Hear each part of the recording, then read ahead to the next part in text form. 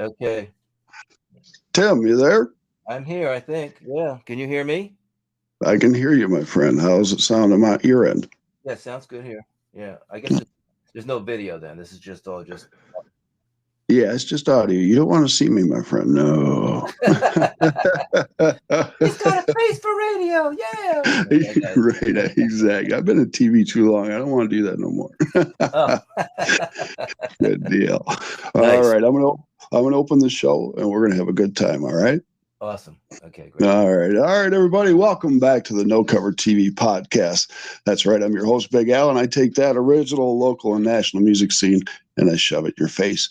You need to hear it, and you need to hear the story that I bring you. So please check out the past shows. We're on the 167th show today, so check all those past shows out, all genres, all age groups, and please check out the future shows. We are booked solid, and I'm actually going to take July off, and then we're back at the grind. Got to get the story and the music out there, people. I appreciate each and every one of you out there around the world checking out the No Cover TV podcast. We just picked up a few more countries: the Netherlands, Romania, Cayman Islands, and Colombia. Yeah. Nice. Yeah, exactly, brother. Exactly. So, my three words: support, support, support these artists. Get out to the shows, pay that cover charge, buy the swags, the coffee mugs, the t shirts, the hats, the buttons, the stickers, and of course, the DVDs, the CDs, the albums, and the digital downloads. Support these artists. They're doing what they love, and they love to put a smile on your face, which in returns puts a smile on their face. Definitely. Got a Yeah. great show for you today, like we always do. And I'm looking forward to this. We got a lot to chat about with this artist and the artist in the house today, out of the sunny state, Florida. Tim Mcgeary, how you doing, brother? I'm doing awesome, brother. Just enjoying the sunshine here in the Sunshine State. It is pouring rain up here. Thanks a lot, my friend. Oh well, Oh boy. we need some rain down here though. But yeah, it's all No, good. I'll ship it to you, my friend. I'll ship it to you. So, Tim, we've got a lot to talk about here, there, and everywhere. You're a Okay. busy man. Yeah, we're just I'm doing a lot of recording and stuff like that. We just finished this record. I think the one I was working, the Robert Paul band, and Yeah, co-wrote the songs. I produced it here in my studio, Black Crow Studios, down here in Naples, Florida. beautiful. I had some other people, Ray Nesbitt and Ray Nesbitt Audio. He helped me with mixing Oh, and mastering. That was good. nice. So that was a good thing. Um, Yeah. and it's like I'm sort of new to recording, but I luckily I have some really good friends that are like really good, and they've been helping me, teaching me the way. Okay. And but songwriting I've been doing for a long time. I had record deals back in '83, '84, and '85 with a band called Yeah. Rescue with A&M Records, and we used to like open for everybody, and like Yeah. Roxy Music, Duran Duran, The Cure, Depeche Mode, Simple Yeah. Minds, You did. Billy Idol. I mean, yeah, all that stuff. And it was way fun. It was like funny. Our manager put us on this tour from hell. It was all this like club tours, and every club owner was like meaner than the next. Like, yeah. And we came back. We're like, what the heck was that, dude? He's like, he goes, stop your crying, because in 2 weeks you're opening for Duran Duran at Brenda Byrne Arena. We're like, so we went from like crappy old club with to 25,000 seater, and it was good. We did good, and so we did that for a couple of years. It was great. Good deal. All right. Well, since we're talking about a little bit of what you have done, all right, I take everybody in a time capsule. Yeah. And I'm going to take you on that time capsule. We're going to go back in time, and there's some things I want to touch on. Okay. So let's go back to when you were about 15 years old. Now, what were Yeah. you listening to at that age? Oh, so funny because I just did a show called Three Song Stories, and one of my first songs that's a great memory is I was 15 years old. I was working like washing dishes at some, hamburger place or something. I'm not sure. And Right? at $3.50 an hour, one of those kind of things. But I Oh, yeah. but I saved up $120 and bought a Panasonic stereo, two 6-inch speakers, and I put Oh, each yeah. each one on the side of my head like headphones, right? And I put Crosby, Stills, and Nash. I almost cut my hair. Yeah, my freak flag. And that was because that was me. I mean, I'm the oldest of 10 kids, and I'm like also the black sheep. So it's awesome. So it's great. I saw that you have 10 brothers and sisters. Wow. Are you the youngest? No, I'm the oldest. You're the oldest. Yeah, I was Oh. I was supposed to be a priest, but it didn't work out. Oh, I that just, didn't work. What age does that work out at? well, what happened? I was down in my friend was going down to Long Beach Island with his mom and dad, and so he said, "Hey, I was like, if I get stuck with them for a week, I'm gonna lose my mind. Just want to come down so we can, do some have some fun." I said, "Sure, great." So I went down there with the week, and then he went back home, but I found a place for me to stay at this old Coast Guard station, Captain Eccles, and it was so I rented a room. It was $10 a week. It was Okay. down. It was in the basement with like 4 other guys, but it was all the lifeguards. So, so every 2 weeks, like a new crop of, Ooh. beachgoers came down, and they told all the beachgoers and the female that I was a virgin. And Oh. yeah, so I'm not going to get too more graphic than that, but I'm just going to tell you, when I came home, my mom goes, "Something's different with you." And I go, "Oh yeah, you have no idea." Oh, and Dad, the priest thing, Yeah. never again. Nope, nope, nope, nope, not doing that. You had It's a like that. taste of the dark It's, side. yeah, it's like that. What that I found my purpose. Yeah, it's like yeah, oh, yep, that'll be it, Dad. So yeah, That's it right there. so The fringe that was. benefits are great. I mean, it was cool. Like I had I worked this little tiny Italian place as a busboy, just like that. I was making $60 a week, but that, that paid my rent, and and I saw bands, and we said it was just, in summer, and it was like, and it was so funny because I hitchhiked on the way back home. I go, "Dad, well, he goes, yeah, just hitchhike back home." Okay, You're right. back then you do that, like Yeah, you'd hitchhike 140 miles to your house, and exactly. and we did, and we all the time. I was always doing it. So I don't know if I don't know if I had a 15-year-old son to have him hitchhike right now though, but back then, yeah, it was all Yeah, good. no. It's okay. You're listening to that stuff. Now, when did you pick up your first instrument? Actually, I started as a drummer, and there was Mhm. a band called Kairos they were starting, and they already had a drummer, so they said, "Well, do you play bass?" And I go, "Yeah, I play bass." Hey, And so I had acoustic guitar, so I knew like E, A, G, D. I mean E, A, D, okay. G, right? So I knew the four strings, top strings, those are the bass strings. And so what I did, my friend, this is so funny. So my friend's grandfather, right? Okay. There was an old song called Palisades Park. You'd have to be from the Mm, 50s, right? yeah.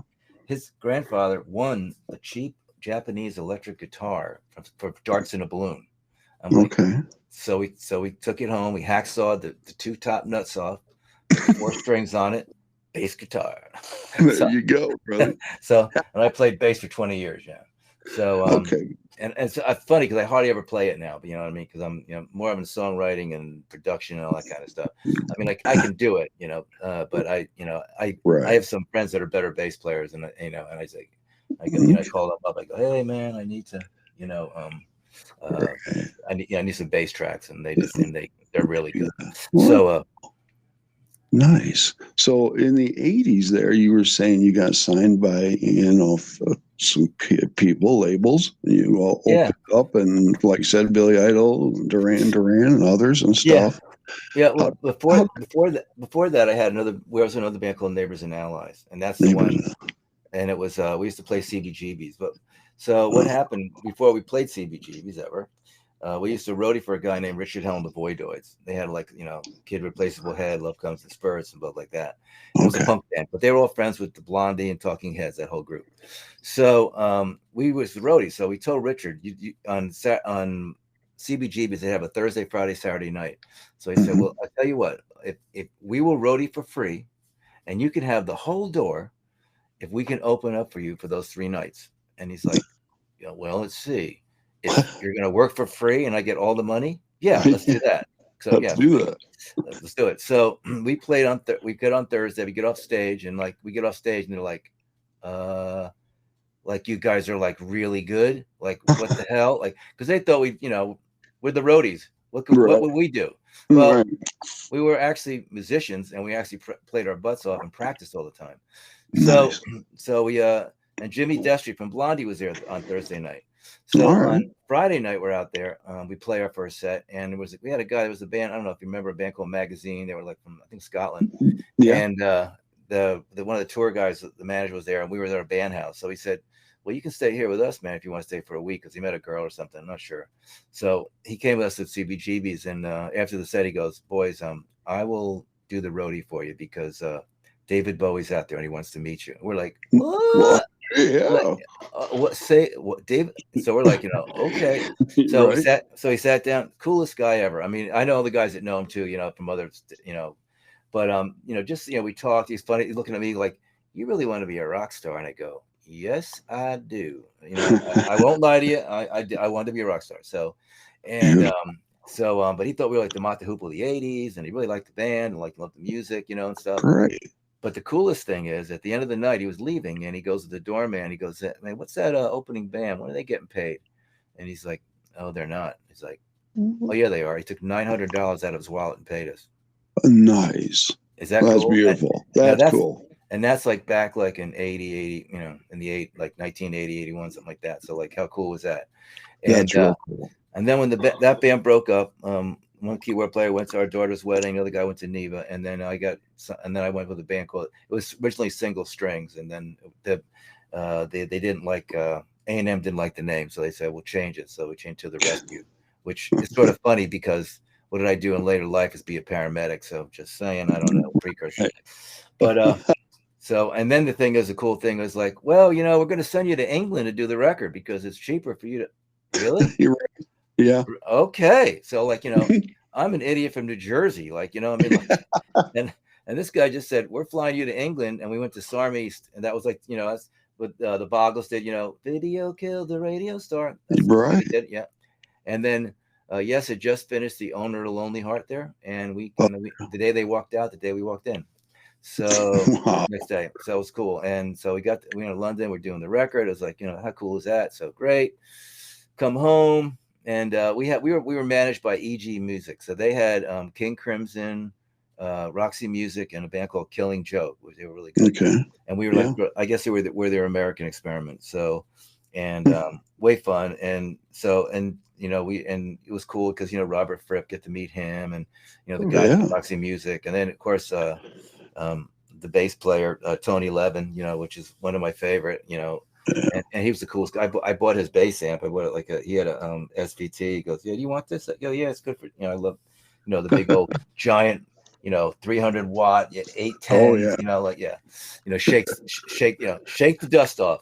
And exactly. And he also had one of those Chapman sticks. He had a couple. He said, hey, you want to try this? Play it a little bit. So he was the nicest guy ever, man. What I find is people that are there, I have friends that are like major hit songwriters and stuff. Right. They're the nicest people ever. They don't have to show. They don't have to be anything else. But yeah, I'm good. Unless you're an idiot, you know what I mean. But but if you're nice, just and respect. I've never had everything from David Bowie to my good friend Chas Sanford. He wrote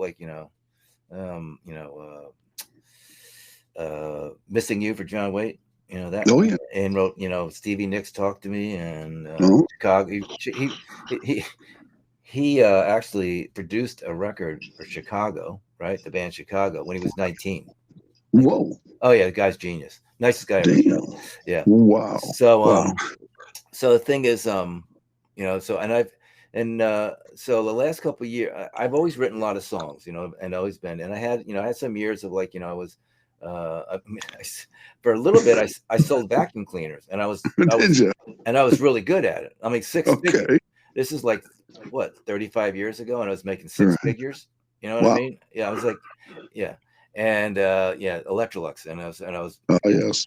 And they sent us to Hawaii, and we went to Vegas and Vancouver, Acapulco, all these trips. I went car, but I just got tired of it. But so I went through some stuff, and we moved down here to Florida. We and my wife and I had a business. The business went bust, so I lost. I was bankrupt for $1 million. We got the house repossessed, my car. I have a wife and 3 kids, and a mother-in-law tagging along. I was like, but so I was working 2 jobs of doing cooking. So I had no car because my car got repossessed. So I get my bicycle. I have to ride, to this breakfast place called First Watch. It was really, really good food, by the way. I think there's some around. There's a bunch around the country. And then after that, I come home, shower up, and then I go to my next job, cooking pizzas and wings at a sports bar. But like, but I was like sort of like, old school, like, it's like, you're the man, you got to bring home money. You got what, right. whatever. Understand. But the cool thing was one of the waitresses there was going to EMT school. I was going, oldest of 10, took care of people all the time. I could probably do that. Well, that rest is history. I was a flight medic, and Right. for 5.5 years that was cool. And then they sent us to say, let's go to fire school, and you can be like a paramedic that can give advanced life support, and we'll give you like this huge raise. And it was like, well, how huge? And they went, oh yeah, that is a huge raise. I have to do it then. Yeah.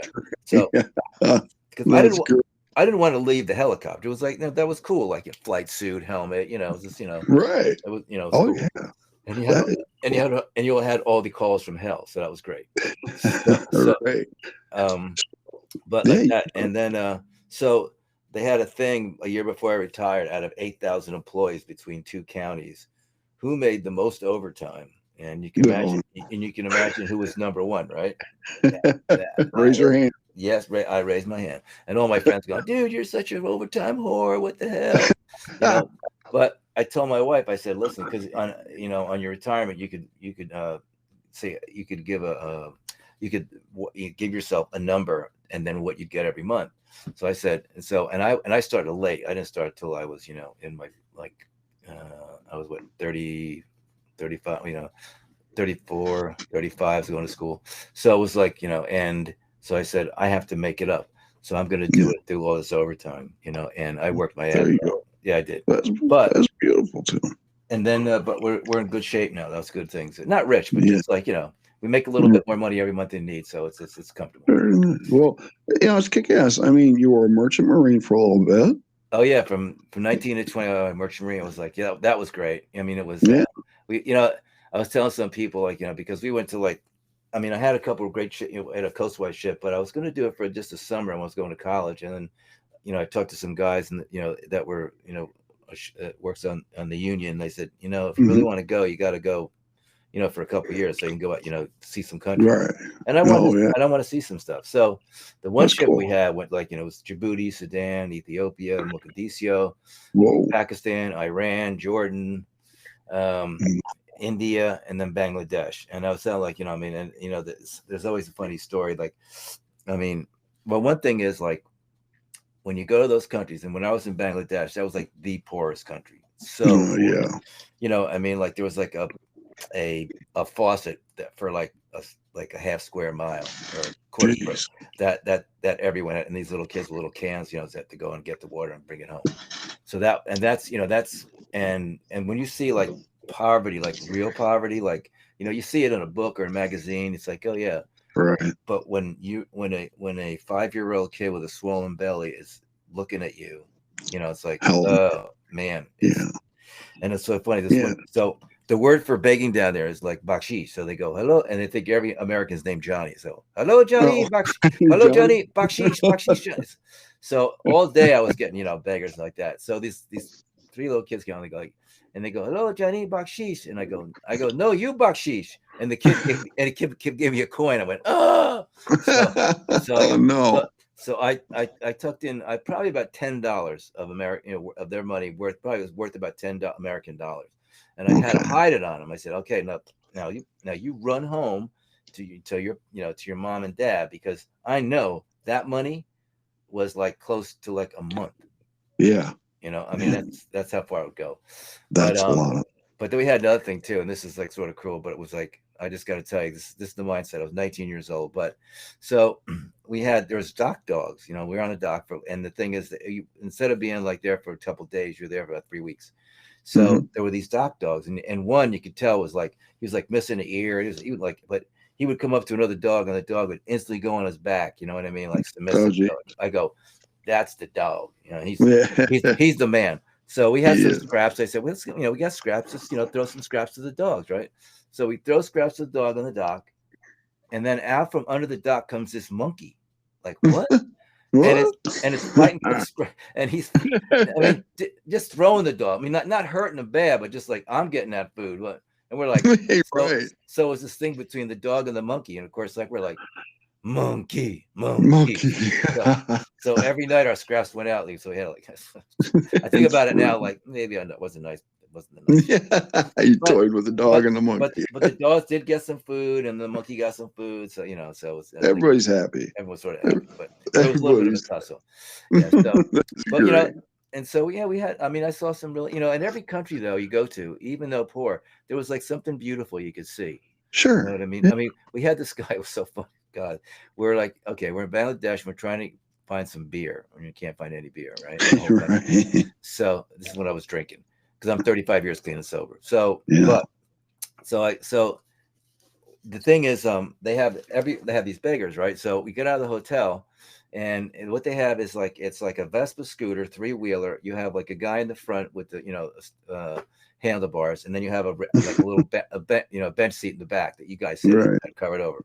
That's and there's when you go there, when we were there, it was like there was no one side of the street goes one way, just a street. Like yeah, and you're like, I mean, all night you're like, oh my god, like like, you're missing people like by like an inch.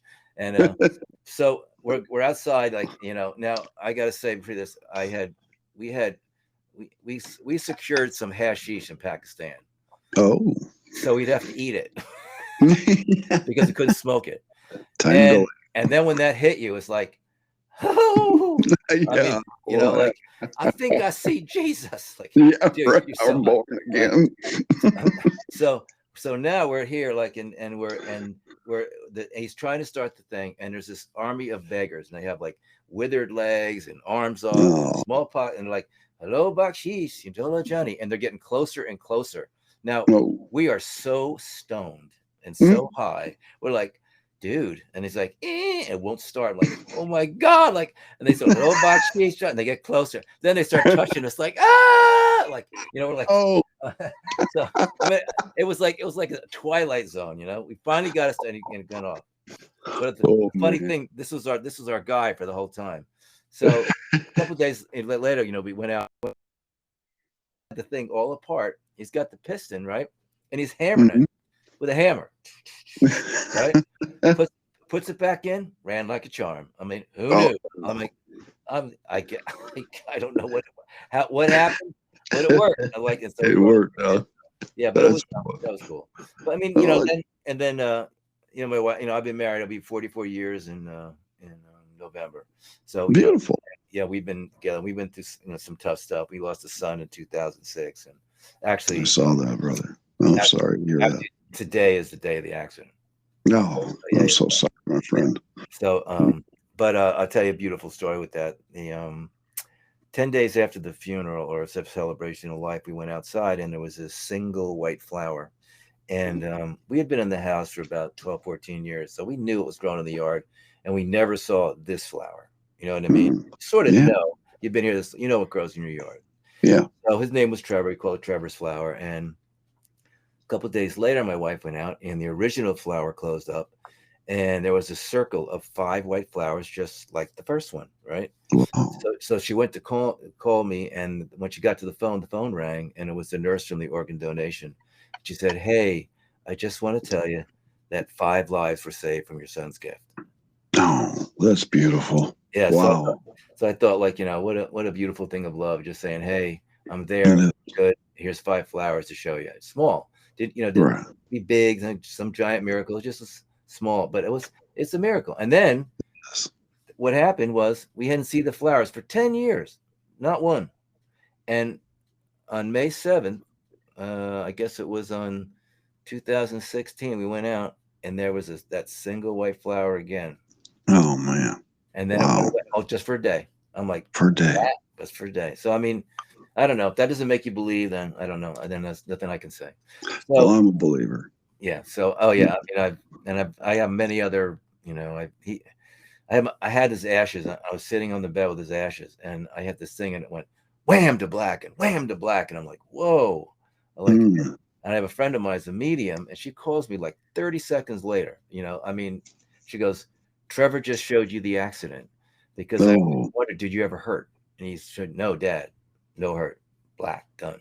And so, and then when I saw the van that hit him, it was the one I saw in the vision. So So Wow. yeah, I mean, I have some really crazy. Yeah. Wow. So Well, it's nice to know that Trevor's always beside you and your wife. yeah, yeah. I mean, so yeah, I don't believe in, Yeah. he's walking in the golden streets of heaven. No. And, He's walking with you. yeah, it's around. Man. Yeah, I mean, we have we have this my well, we have two rescues, and my daughter, and Ian, she lost everything. Her and her husband, they lost their house and everything, so they moved to Yes. Philly. But their dog is a big dog, you know what I mean, and they got a tiny apartment. So, and she loved our house, so we just adopted her. So she's with us now. But she Okay. at the middle of the night, she like starts barking, and one night we're like, she's barking, and then I go in the living room, and the TV's on. Mm. I didn't put it on. My wife didn't put it on. We're like, how is that on? What? Oh, so, and I mean, yeah. So I mean, You just don't. I'm not afraid of ghosts, because all it is higher vibration. People make a big. Right. It's Frequency. it's mostly the scary music that makes it like, right? Exactly. If you ever watch a scary movie, took the sound off, it's like, it's not that It scary. ain't scary. It's not scary, man. Exactly. All right. Let's talk some music. Cool. All right. Robert Paul Band. Now, Robert's not joining us today, unfortunately, but let's talk about the Robert Paul Band and the album Lucky Number 7. That's doing well. Yeah, it is. We're doing really good. Well, what happened? I've been writing in Nashville for a long time, and when I first went I out there, see that. I met this guy, Mike Kinnaman. He let me come. He's a publisher at that time, and with Music Central, and I had sent him some tracks, and he wasn't too impressed. So I said, "Hey, listen, I'm doing a festival. I'm going to be in town. Can I play you some of the new stuff?" I go, "Okay." So come on in. You got 15 minutes. So I came in. He goes, "Okay, get a guitar off the writer's room wall over there, and you can play me one verse, one chorus, or one song. Go ahead." And I played a whole of me, and he loved it. And so that night, he takes me to this party, and it's like Dobie Gray's there, and like we're singing background with him, and there's all these producers. I'm like, Nice. and it was really cool. So, All right. so he was Mike was actually the tour manager and the manager of Johnny Van Zant. That's where Oh, okay. Yeah. for like all that time. In fact, when the when the plane crashed with Ronnie from Gaston Leonard Skinner, Mike was the one that identified the bodies. No one else could go in. He did. I mean, he's got a huge, with that family, they love him. Yeah. But Mike said, "Hey, listen, I was up there." He goes, I guess Robbie Paul was a guitar player for 16 years. He did 7 albums with them, and but he sort of like, he went his way, keep on playing guitar, but like, wasn't really doing a lot. He did a solo album by himself, and it was okay. But so I went up there. We were gonna start writing some songs together, and up in his place, and they were okay, but they weren't blowing his hair back, or either one of us. They were like, "Oh, it's decent, but we got to make some changes." So I came down here, my studio, and by this time, I've been really working hard in the last 4 or 5 years, get my studio chops together, really learning how to work my DAW, different plugins that I could really use to enhance the sound. And so I came down here, and it was just like totally organic. It was great. Like we co-wrote most of the songs. I mean, I did all the lyrics and sang and stuff and the music, and he was, did the guitars, but it was, it was just because he's like a shredder, like, Yeah. Okay. Yeah. I hear it. So I told him, I said, "Well, I don't want you doing like a lot of shredding, because shredding is like, no one can remember that lead. I want you to do a lead that somebody can hear it and they can sing to it." There you go.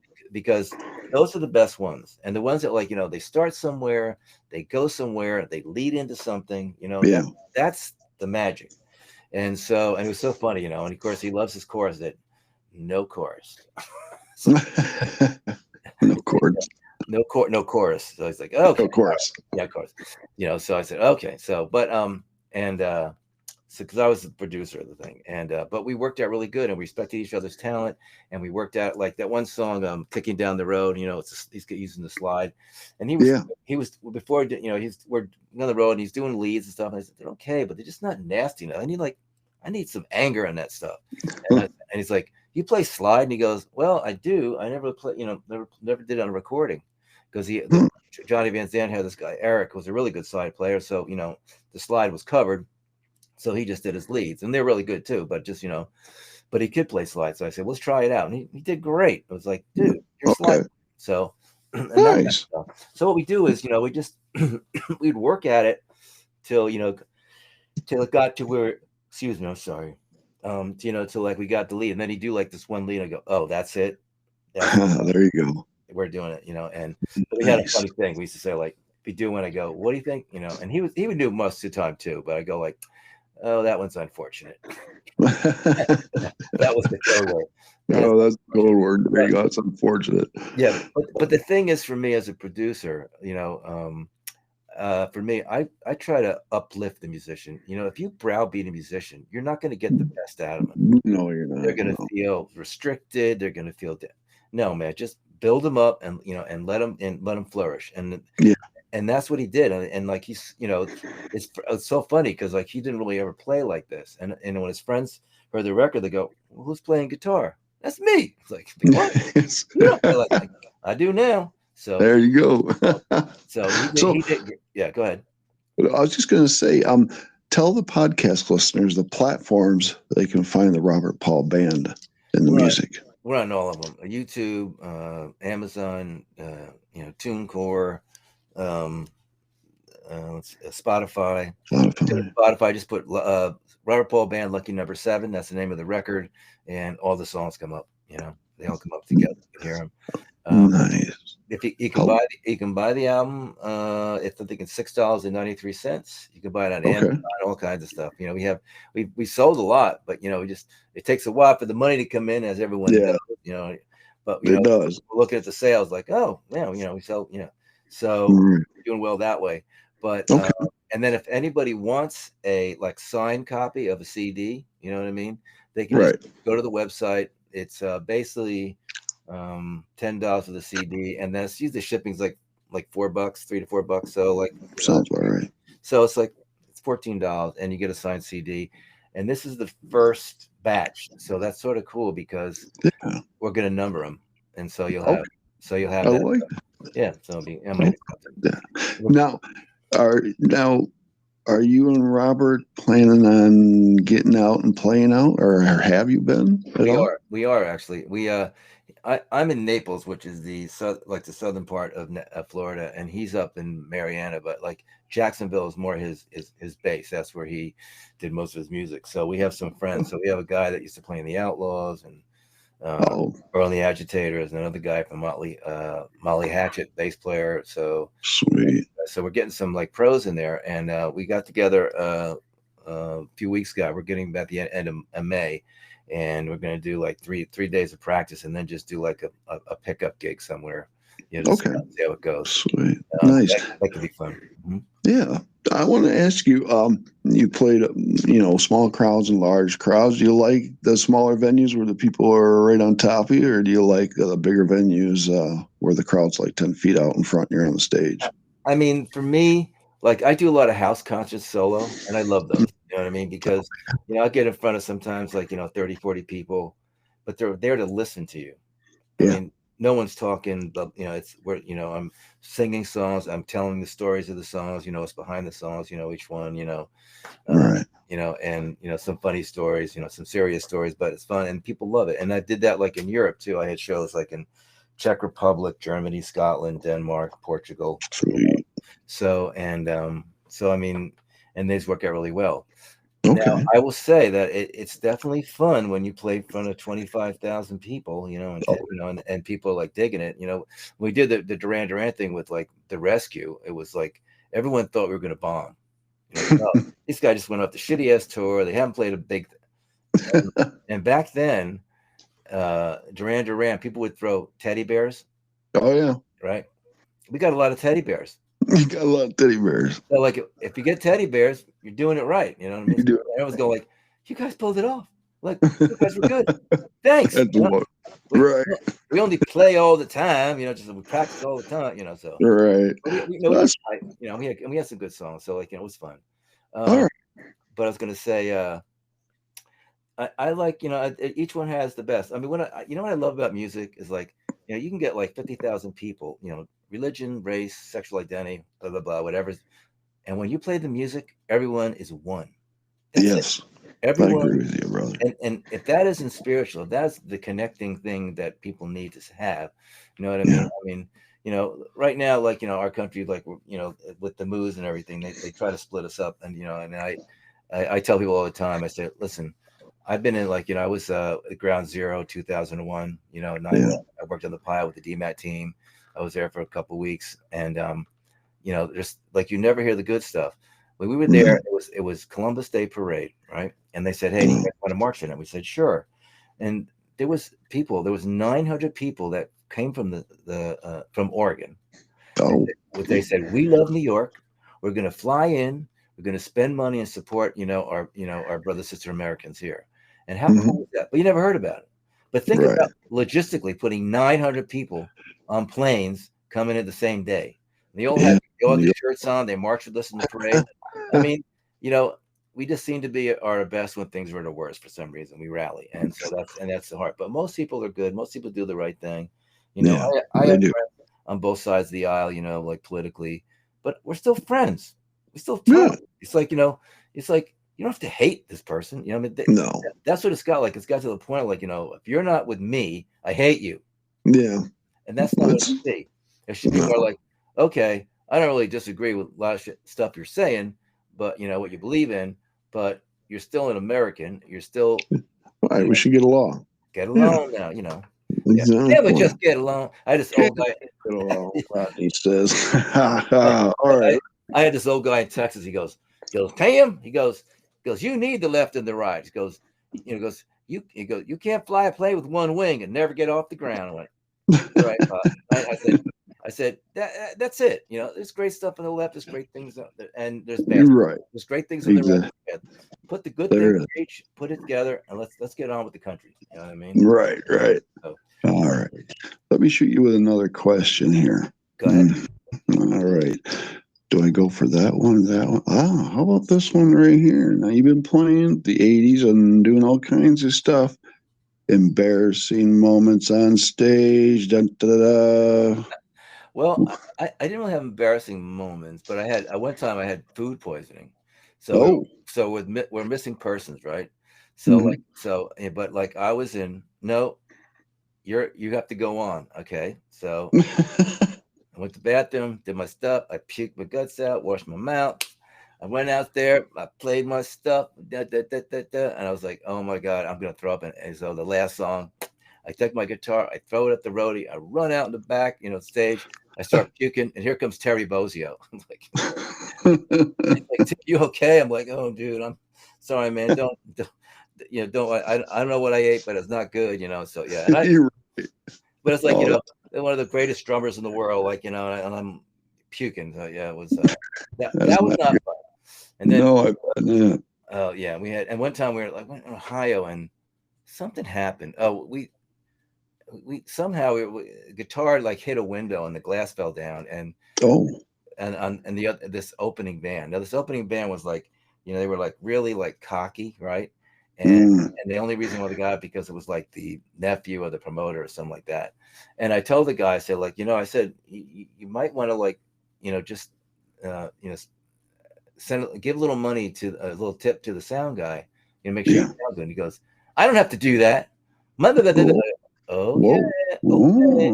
All right. So of course, no bass bins, right? So it's like they're like, it's like people are like, get the hell out, And then, but they thought that we hit the glass on purpose, you remember that show that when they had what was it Turn It Up to 11, Spinal Tap. Spinal Tap, and like they got lost. That happened to us. Oh yeah, They put us in stressing. They're like, dude, how did we get to the stage? What the hell? Like, that was funny. That was great. But it actually happened to our band. Like, really happened to us. Like, holy shit. Like, where do we go? The puppet show got top billing. Yeah. Like, yeah, right. Oh, that was funny shit. Yeah, that was funny stuff. Yeah. Smell the glove. Yeah. Yeah, right. All right. We got another question for you here. You get two answers on this. Okay. You get a person that's alive and a person that is passed away. Who do you want to grace the stage with? Who would you like to be on the stage with and perform? Peter Gabriel. Peter Gabriel. Nice. Mm-hmm. Oh, man, brother. He's one of my favorites. There's a song that when I was getting clean, him and Kate Bush, that song "Don't Give Up," Oh yeah. and that song meant more to me than it saved me. And then somebody that passed away. I was 13 years old in California with my cousins, and my uncle was a radio station guy. And so my cousins go, "Hey, do you want to go see some bands are playing?" I go, "Oh, okay." Now, when you say it like that, what are you thinking? Local bands in the park. Right. It's Newport 69. So like, Hmm. Guess Who, The Flock, and then Oh, Jimi Hendrix comes out. Now, oh no. so I see like, cabinet, 4 cabinets, 6 cabinets, eight cabinets, and he comes out, and that I never forget it. And he had that like aqua blue thing, and he's like, and I'm really, and this is a Sunday. He goes, "I'm really sorry, I was really high on Friday, man. I messed up, but I'm gonna make up for it today." So he comes out there. Eric Burden from the Animals comes out singing with him. Wow. Billy Collins playing drums. Like what? Like yeah. So I but I guess um passed away. I like David Bowie or John Lennon, I guess, because I'm a huge Beatle fan. If you saw my studio, Oh, okay. there's Beatles everywhere. I mean, I love the Well, simplicity of the song, how great they were. Like you could put a yeah. Beatle album on, and you know every song, every one. You know, Oh yeah. how many albums can you say that? Not a lot. No, You'll not know a your lot. favorites, but Yeah, you know them all. So it's like, wow. exactly. You know, Oh man, that's great. All right, one more question here. Go ahead. I like, okay, let's say you're Robert, you're with the band, and this could be a band in the 80s or whatever. You guys get on the stage, you're ready to start, and you do start. And the people start moving towards you. They start moving. They possibly start dancing, and maybe you see them singing your songs. Well, that's got to come back to you and hit you in the heart. How does it make it feel? Yeah, I love that. I mean, it's when somebody can sing with you, you know what I mean? And the Yeah. thing is, that's what comes in. Like a lot of Robert stuff was a lot of guitar playing. This Okay. this is more on the vocal side, and I think and that's what I try to do. Like that one song like Life. It's like Yeah. I'm gonna live this life. Don't believe that lie. You're never enough. That kind Right. of, like that's like it's like, and it's got that like almost like Alice in Chains thing going on, with No, country rock. So it's sort of it's a cool combination, it and is. make a big chorus that like people can sing to. You know what I mean? Yeah. And I love that. And so to me, I'm like, I love choruses that are big, right in your face. Like I'm a huge Tom Petty fan. I should have said that too, because Tom Petty, Oh yeah, definitely. and don't bore us, get to the chorus. You might, I love yeah, that. I love that's nice. I like that. it is true, guys. It's like It is. he was, I mean, talk about some classic songs, iconic, just, and the whole Traveling Wilburys thing. I mean, Oh, oh my God. that was cool. Oh my, That what a great was group. so So, I mean, yeah, I think, yeah, that kind of stuff. But, when people connect with you, you know what I mean? There is that thing where they're throwing energy at you, and then you cool. absorb, throw it back out. That's true. Yeah. And you always remember those moments too. You never Oh, forget them. yeah, it's Never like, forget them. Mm-mm. we're doing a Billy Idol show, and people are like, somebody was booing us, and I go, "We're from New York, you sons of bitches. We're good, man. Bring it on." And everyone like, "Yeah!" And all of a sudden, we had the crowd. They were like, "Yeah!" And they were singing with us and everything, And they were, they, That's they, great. I guess they tried to punk us out. We just like, no, there ain't no Didn't punking us out. Like, come on, Oh, that's I'm out of great. Oh, well, Tim, we're at 43 minutes. We're almost out of time. here. We Okay, could talk all day, brother. You know that. I know, and We got I'm Irish. I got the gift of gab, lad. You're like my wife. That's good. You two get along. That's great. But Tim, I thank you a lot for coming on the podcast. And we got to do this again, my friend. Yeah, Definitely. I And appreciate it. definitely. And the stuff with Robert Paul, amazing work. I love what I'm hearing. Oh, So everybody out there in podcast land, go to the platforms, Robert Paul Band.